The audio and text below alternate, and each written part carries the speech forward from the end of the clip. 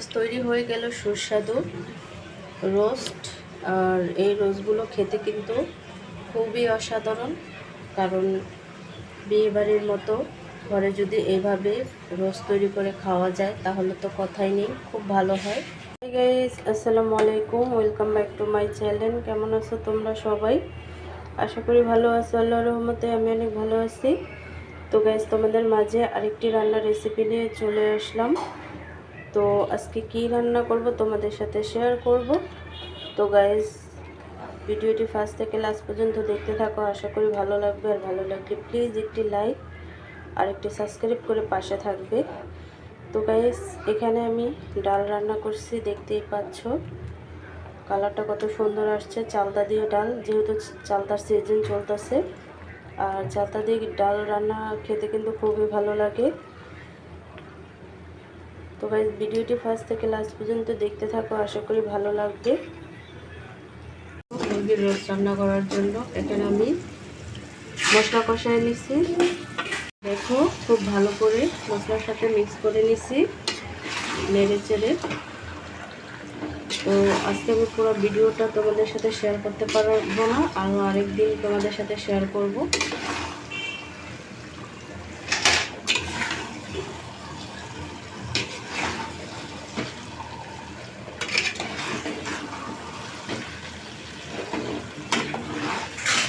দেখো, পারফেক্টলি রোস্টটা কিন্তু হয়ে গেছে।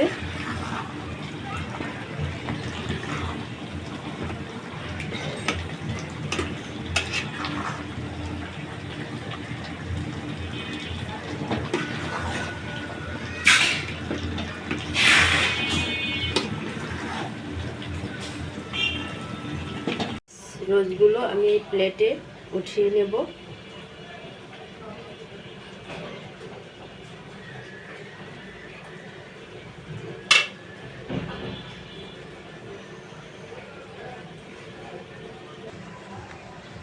তো গাইস, দেখো রোস্টগুলো আমি তুলে নিচ্ছি।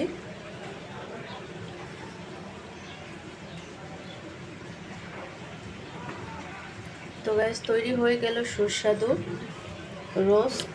আর এই রোস্টগুলো খেতে কিন্তু খুবই অসাধারণ, কারণ বিয়েবাড়ির মতো ঘরে যদি এইভাবে রোস্ট তৈরি করে খাওয়া যায় তাহলে তো কথাই নেই, খুব ভালো হয়।